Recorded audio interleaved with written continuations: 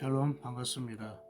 오늘 13월 7일 사순절 3일째 오늘의 묵상 시작하겠습니다. 오늘도 우리를 하나님의 생명으로 시작하게 하시고 오늘도 우리에게 호흡을 주셔서 감사합니다. 오늘 주신 생명으로 호흡으로 하나님을 찬양하는 하루 되게 하여 주옵소서. 예수님의 이름으로 기도합니다. 아멘. 오늘은 마가복음 3장입니다. 마가복음 3장 1절부터 35절까지인데요. 함께 읽도록 하겠습니다. 예수께서 다시 회당에 들어가시니 한쪽 손 많은 사람이 거기 있는지라 사람들이 예수를 고발하려 하여 안식일에 그 사람을 고치시는가 주시하고 있거늘 예수께서 손 많은 사람에게 이르시되 한가운데에 일어서라 하시고 그들에게 이르시되 안식일에 선을 행하는 것과 악을 행하는 것 생명을 구하는 것과 죽이는 것 어느 것이 옳으냐 하시니 그들이 잠잠하거늘 그들의 마음이 완악함을 탄식하사 노하심으로 그들을 둘러보시고 그 사람에게 이르시되 내 손을 내밀라 하시니 내밀매 그 손이 회복되었더라. 바리새인들이 나가서 곧 헤롯 땅과 함께 어떻게 하여 예수를 죽일까 의논하니라. 예수께서 제자들과 함께 바다로 물러가시니 갈릴리에서 큰 무리가 따르며 유대와 예루살렘과 이두메와 요단강 건너편과 또 두로와 시돈 근처에서 많은 무리가 그가 하신 큰 일들을 듣고 나아오는지라. 예수께서 무리가 에워싸 미는 것을 피하기 위하여 작은 배를 대기하도록 제자들에게 명하셨으니 이는 많은 사람을 고치셨으므로 병으로 고생하는 자들이 예수를 만지고자 하여 몰려왔음이로라.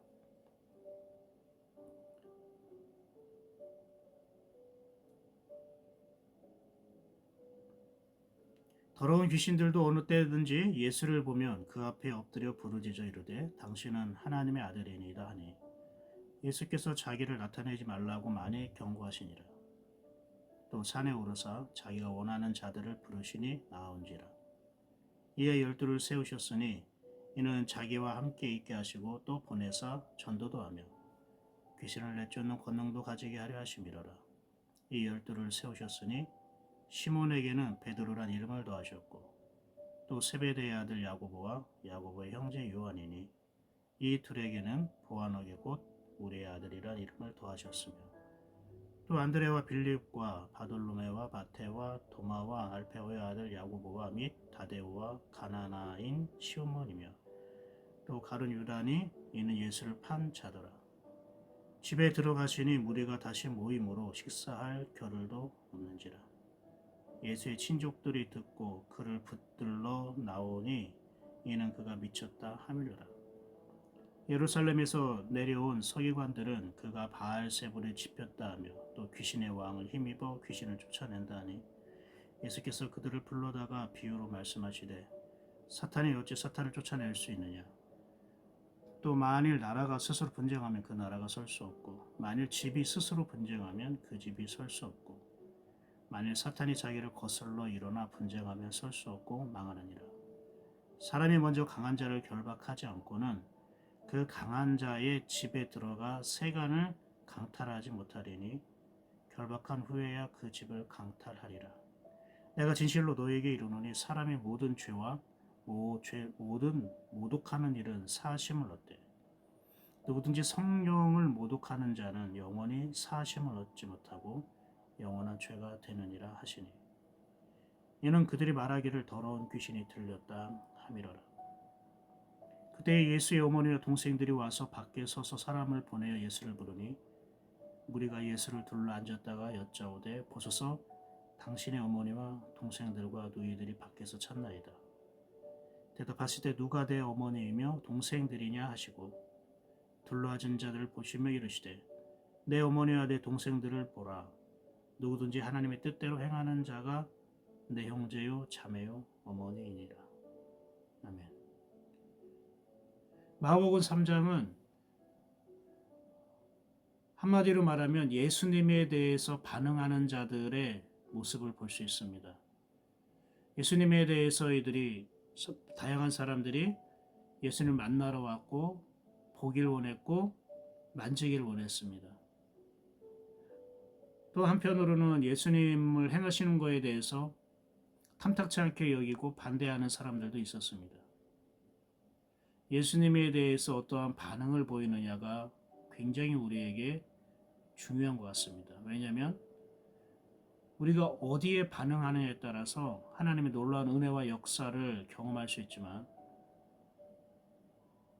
하나님이 기뻐하지 않는 곳에 우리가 반응할 때에 우리는 하나님과 상관없는 메마르고 촉박한 삶을 살아갈 수밖에 없음을 우리는 본문을 통해 알 수 있습니다. 손 마른 사람이 있습니다. 예수님은 회당에서 복음을 전하시고 그 손 마른 사람을 지켜보셨습니다. 그리고 그 손 마른 사람을 예수님은 고쳐주길 원하셨습니다. 근데 그날은 안식일이었습니다. 예수님이 그 사람들이 안식일 날 그 손 마른 사람을 고쳐주시겠다는 것을 사람들이 알고 사람들은 예수님이 이것을 어떻게 행할 것인가를 궁금해했습니다. 아니 궁금한 게 아니라 이 일로 인해서 예수님을 고발하려고 했습니다. 안식일 날 일을 하면 안 되니까. 안식일을 어기면 안 되니까. 예수님은 다 알고 있었습니다. 그러나 그럼에도 불구하고 예수님은 주저하지 아니하시고 손 마른 사람들을 고치셨습니다. 회복시켜 주셨습니다. 예수님은 먼저 손 마른 사람을 고쳐주기 전에 그들에게 이렇게 물었습니다. 안식일에 선을 행하는 것과 악을 행하는 것, 생명을 구하는 것과 죽이는 것, 어느 것이 옳으냐. 그런데 아무도 그런 대답하지 않았습니다. 잠잠하거늘 성경에는 무리들이 잠잠했다고 말하고 있습니다. 그때 예수님의 반응이 참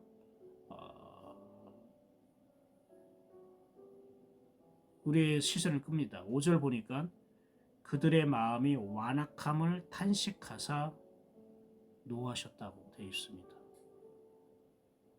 예수님이 안식일 날 생명을 구하는 것과 죽이는 것, 선을 행하는 것과 악을 행하는 것, 어느 것이 더 옳으냐라고 당연한 얘기를 했지만 그들은 아무런 대답을 하지 않았어요. 반응을 하지 않았어요. 그 모습을 보고 예수님이 탄식했고 화를 내셨다고 되어 있어요. 원어에 보면 마음이 완악함을 탄식하사하다라고 되어 있는데 이 완악하다라는 말은 어떤 의미가 되면은 마음이 무뎌졌다는 거예요. 마음에 감각이 없다. 무뎌졌다. 다른 말로 말하면 반응하지 않았다는 걸 말해요. 아무런 반응을 하지 않은 거예요. 그리고 탄식하다고 되어 있지만 이거는 매우 슬퍼하다는 뜻이에요. 즉 예수님은 무리들이 예수님의 대답에 아무런 반응하지 않는 걸 보고 매우 슬퍼하셨어요.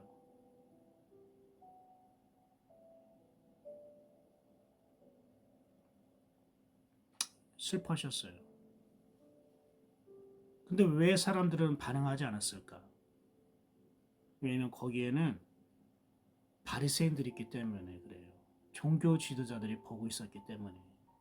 즉 거기에 모여 있는 사람들은 지금 예수님보다 바리새인들을 더 두려워했던 거예요. 지금 하나님보다 종교 지도자들을 더 의식했던 거예요. 즉 그들은 바리새인, 종교 지도자들의 원하는 반응을 한 것이었어요. 예수님이 원하는 반응을 하지 못한 거예요. 그것을 보여 마음이 완악하다라고. 마음이 무뎌졌다. 그럼에도 불구하고 예수님은 그 손 마른 사람들에게 말씀합니다. 네 손을 내밀라. 나에게 달라는 거예요.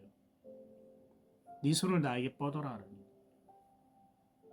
이것 또한 무엇을 말합니까? 그 손 마른 사람들이 정말로 예수님에 대해서 반응하는가를 예수님은 원하셨던 거예요.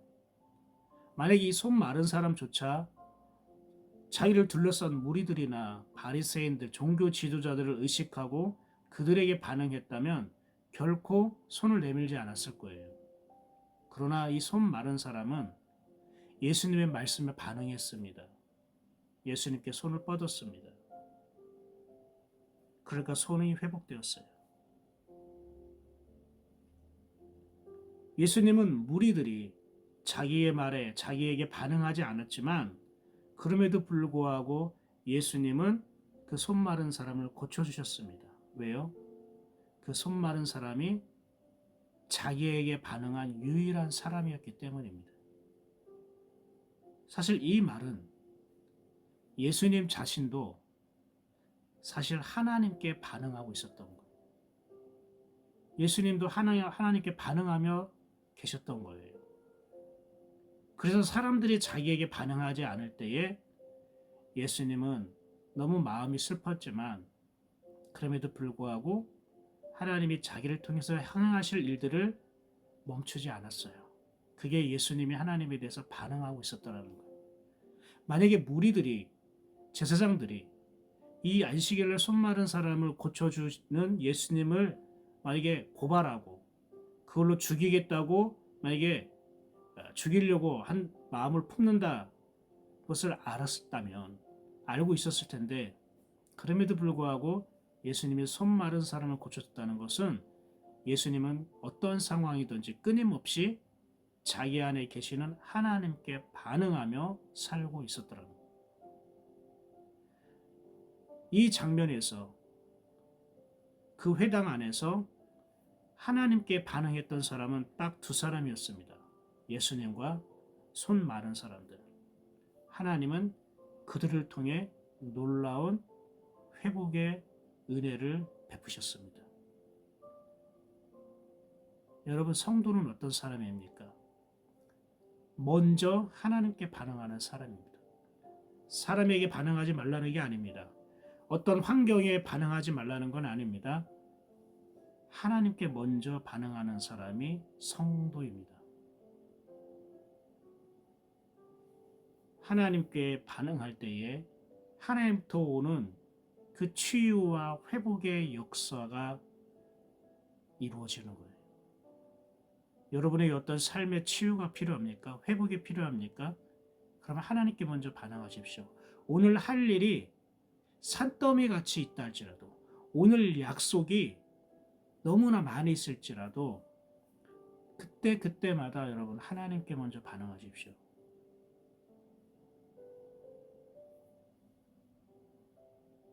예수님이 손 마른 사람을 고치고 나서 분위기는 더 안 좋아졌습니다.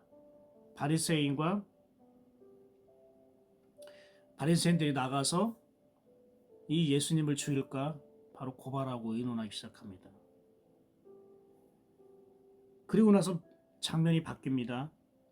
예수님이 이제 다른 지역에 가는데 많은 사람들이 예수님을 에워싸서 서로 밀치고 예수님을 서로 만지려고 그러한 너무나 그런 복잡하고 위험한 상황에 처했습니다. 그때 예수님은 작은 배를 강에 띄워서 사람들이 자기를 만지지 못하도록 그 사람들을 안전을 위해서 그렇게 조치를 취하십니다. 그리고 더러운 귀신들도 예수님을 쫓아다녔습니다.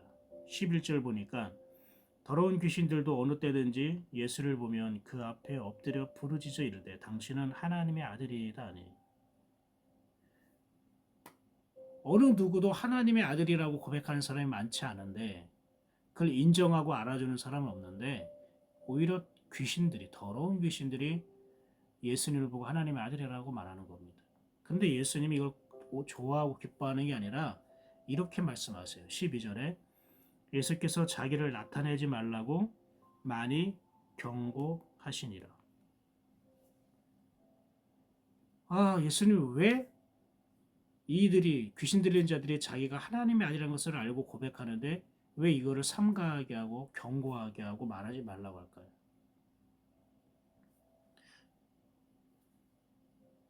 귀신 들린 자들이 예수님이 하나님의 아들이라는 것을 알아봤다는 것, 이것은 예수님께 전혀 도움이 되지도 않고 그 귀신 들린 자들 스스로도 도움이 되지 않아요. 예수님이 원하시는 것은 그 귀신 들린 자들이 예수님에 대해서 하나님의 아들이라고 고백하는 걸 원하는 게 아니라 그들이 하나님의 아들로 변화되는 것을 원하셨어요. 너는 내가 하나님의 아들이라는 것을 알면서도 너는 여전히 귀신 들린 상태로 너는 남아있느냐? 나는 네가 하나님의 자녀가 되는 것, 하나님의 아들로 변화되기를 원하는 거예요. 예수님이 원하는 것은 이거예요.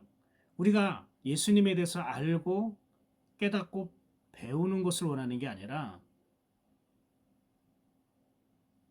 우리가 변화되는 걸 원하는 거예요. 변화되지 않고 예수님에 대해서 알고 깨닫고 고백하는 것은 참된 믿음이 아닌 거예요. 신앙이 아닌 거예요. 성경의 로마서에 보면 예수님을 마음으로 믿어, 주를 마음으로, 그리스도를 마음으로 믿어 입으로 시인한다고 얘기했습니다. 그런데 이 귀신 들린 자들은 예수님이 하나님의 아들이라는 걸 알지만 그를 마음으로 믿어 입으로 시인한 게 아니에요. 예수님은 그 귀신 들린 자들이 예수님을 자기 주인으로 마음으로 모셔드리기를 원했다는 거예요. 그래서 하나님의 자녀로 변화되기를 원했던 거예요. 무엇보다도 이 더러운 귀신들이 하는 말과 주장을 어느 누가 그를 믿고 따르겠습니까?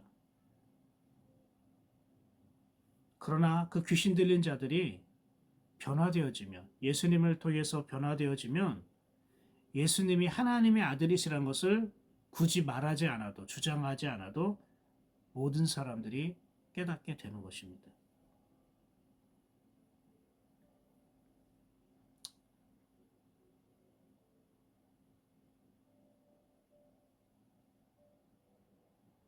또 20절, 21절을 봅시다. 집에 들어가시니 무리가 다시 모임으로 식사할 겨를도 없는지라 예수의 친족들이 듣고 그를 붙들러 나오니 이는 그가 미쳤다 하밀러라. 지금 예수님의 사역이, 공생의 사역이 너무나 바빴어요. 밥 먹을 시간도 없었다. 식사할 겨를도 없었더라. 예수님뿐만 아니라 제자들도 그랬어요. 그리고 21절 보면 가장 가까이 있는 가족과 친족들이 예수님의 사역을 못하도록 붙잡으려고 나왔어요. 왜요? 예수가 미친 것 같다는 거예요. 자, 보세요.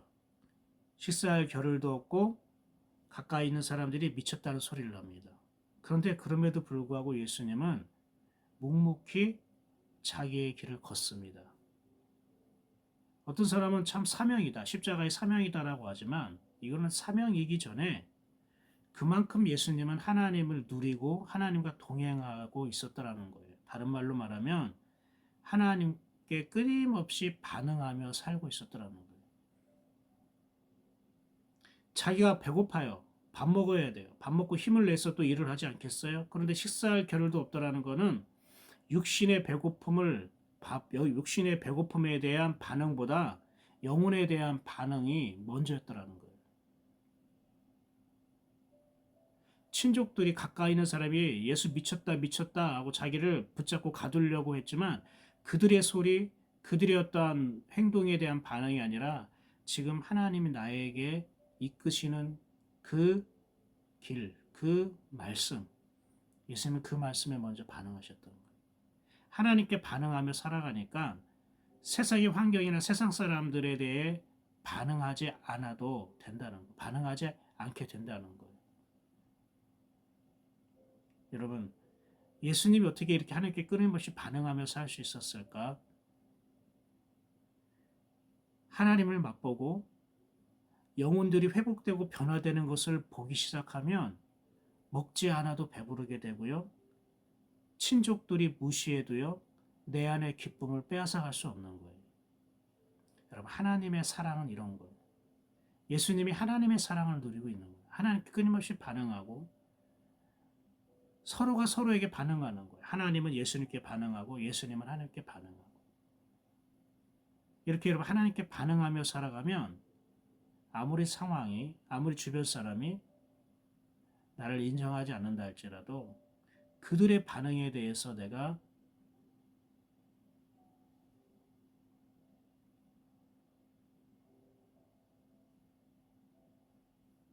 치우치지 않게 되는 거예요. 말씀을 정의합니다. 안식일을 회당 안에서 하나님의 영광을 맛보고 하나님의 은혜를 맛봤던 사람은 예수님과 손 마른 사람이었습니다. 하나님께 반응할 때 예수님이 손 마른 사람이 그 예수님의 말씀에 반응하니까 고침을 받았습니다. 회복이 되었습니다. 그러나 다른 사람들은 예수님을 고발하기 위해서 예수님의 말씀에 반응하지 않았어요. 오히려 오히려 종교 지도자들, 그런 현실에 그들은 반응하며 살았어요. 현실에 반응하지 말라는 게 아닙니다. 여러분, 현실에 반응할 수 있어요. 그러나 예수님이 먼저 말씀하신다면, 예수님이 뭔가 어떤 마음과 생각을 주신다면 우리는 그것을 현실보다 먼저 반응해야 될 것 같습니다. 이게 내가 회복되는 거예요. 이게 내가 살아나는 거예요. 예수님이 하나님을 누리고 그분을 맛보고 그분께 끊임없이 반응하고 그분을 사랑할 때에 아무리 주위에 내가 밥 먹을 시간도 없고 많은 사람들이 나를 찾아와서 사역에 여러 가지 많은 일들을 하게 하고 많은 사람들이 나를 믿지 않고 인정하지 않아도 예수님은 그 하나님으로 인해 즐거웠던 거예요. 예수님 아주 우리에게 중요한 말씀을 합니다. 사람을 모욕하고 사람에게 죄짓는 것은 용서받지만 성령님을 모욕하고 성령님을 회방하면 너는 영원히 사함을 받지 못한다. 무슨 말입니까? 성령님을 모독한다는 무엇입니까? 하나님께 반응하지 않고 살아가는 것. 세상에서는 기가 막히게 작은 것이라도 즉각적으로 반응하지만 하나님이 하시는 일들에 대해서 하나님의 마음에 대해서 반응하지 않고 살아가는 것. 그걸 무시하는 것. 자꾸 밀어내는 것. 여러분, 성령님께서 여러분에게 오는 그 손길을 여러분 뿌리치지 마십시오. 성령님께서 여러분에게 주신 마음의 감동과 생각을 여러분 밀어내지 마십시오. 성령을 회방하지 마십시오. 오늘도 우리가 주님께 먼저 반응하며 살아가는 저와 여러분 되기를 축복합니다. 기도하겠습니다. 감사합니다. 하나님, 오늘도 주신 하나님의 말씀을 통해 우리의 삶의 방향이 되고 오늘 삶의 기준이 되고 오늘 걸어가야 할 길이 되게 하여 주옵소서. 예수님의 이름으로 기도드립니다. 아멘. 저는 내일 3월 8일 토요일 아침 9시에 다시 한번 마가복음 4장으로 사순절 네 번째 날 묵상을 하겠습니다. 오늘도 주님과 동행하는 복된 하루 되시길 바랍니다. 샬롬.